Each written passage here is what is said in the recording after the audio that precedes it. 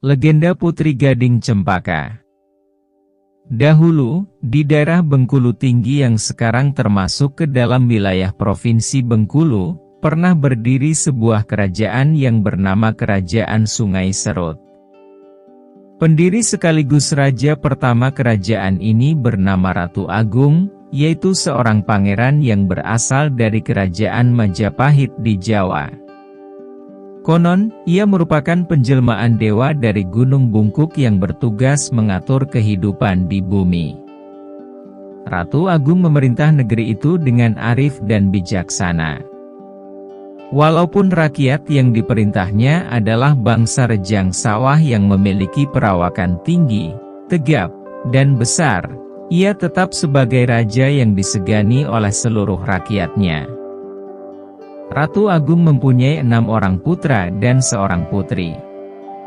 Keenam putra tersebut adalah Kelamba Api atau Raden Cili, Manuk Mincur, Lemang Batu, Tajuk Rompong, Rindang Papan, Anak Dalam, dan yang paling bungsu adalah seorang putri bernama Putri Gading Cempaka. Menurut cerita, kerajaan ini menjadi terkenal hingga ke berbagai negeri bukan saja karena kepemimpinan Ratu Agung, tetapi juga oleh kecantikan Putri Gading Cempaka.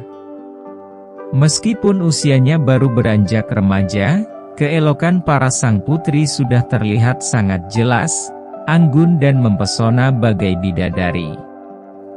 Sudah banyak pangeran yang datang meminangnya, namun semuanya ditolak oleh Ratu Agung karena sang putri masih belum cukup umur. Seiring berjalannya waktu, Putri Gading Cempaka pun tumbuh menjadi gadis dewasa. Demikian pula Ratu Agung yang kian menua usianya. Suatu hari, penguasa kerajaan Sungai Serut itu sakit keras. Ia mendapat firasat bahwa ajalnya tidak lama lagi tiba. Maka, sang raja pun mengumpulkan ketujuh putra-putrinya untuk menyampaikan wasiat kepada mereka. "Wahai anak-anakku, ayahanda takkan lama lagi hidup di dunia ini. Maka sebelum itu, ayahanda akan menitipkan 2 wasiat kepada kalian," kata sang ayah dengan suara lirih. Mendengar perkataan itu, wajah ketujuh anak raja itu mendadak lesu, terutama Putri Gading Cempaka. Ia tak bisa menahan perasaan sedihnya mendengar ucapan sang ayah. Perlahan-lahan air matanya pun berderai membasahi pipinya yang kemerah-merahan. "Ayah, jangan berkata begitu. Kami tidak ingin kehilangan ayah," isak Putri Gading Cempaka seraya merangkul ayahandanya. "Sudahlah, putriku. Semua ini sudah menjadi kehendak Tuhan yang Maha Kuasa. Ajal kita semua ada di tangannya.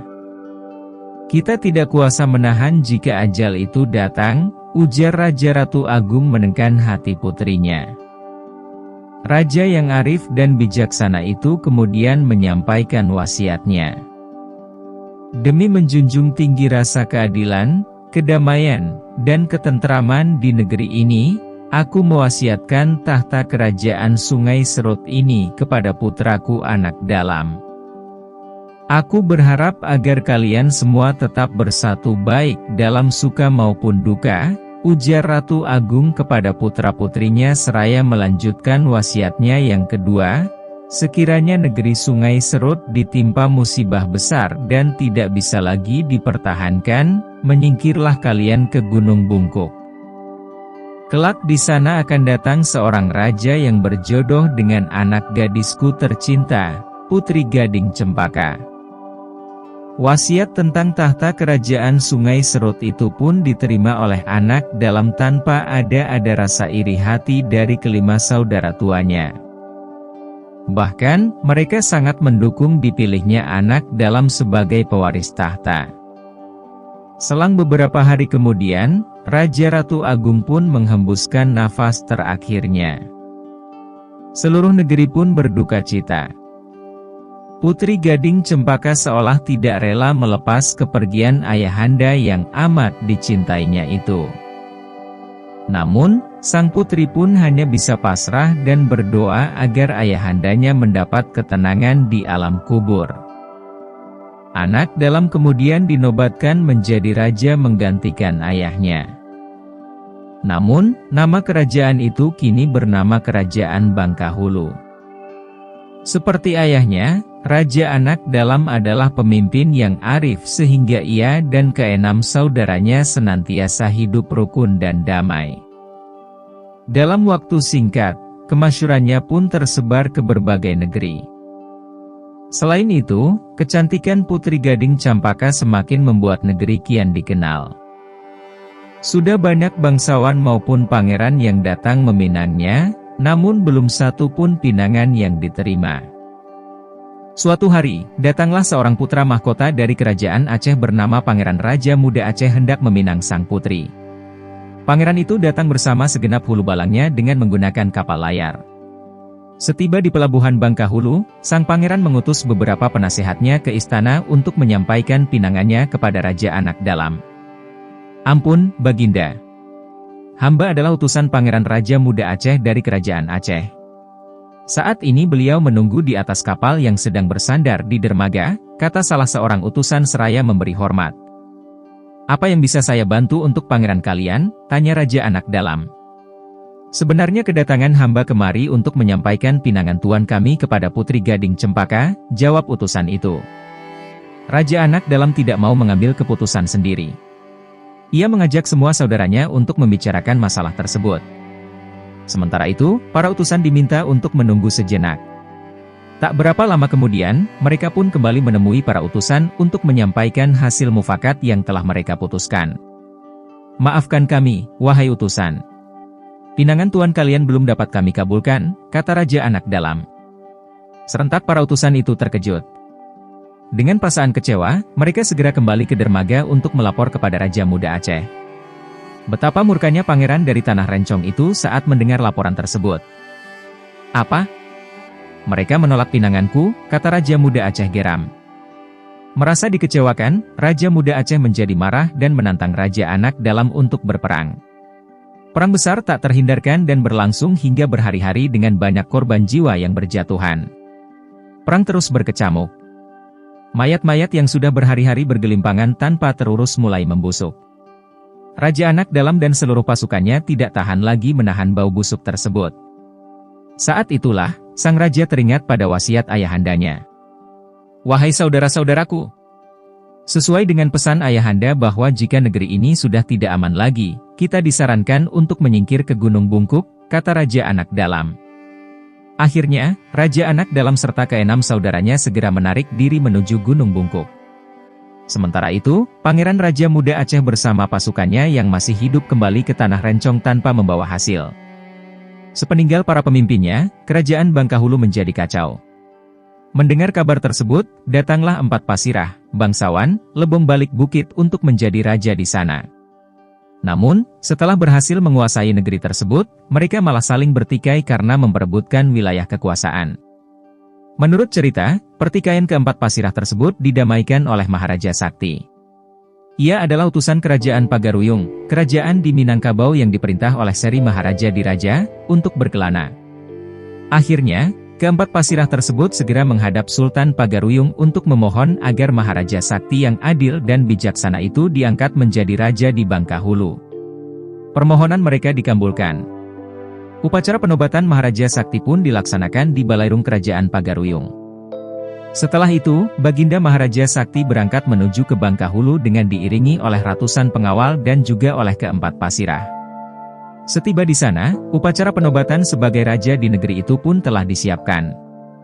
Namun, ketika upacara itu akan dimulai, tiba-tiba langit menjadi gelap, lalu turunlah hujan yang sangat deras disertai angin kencang.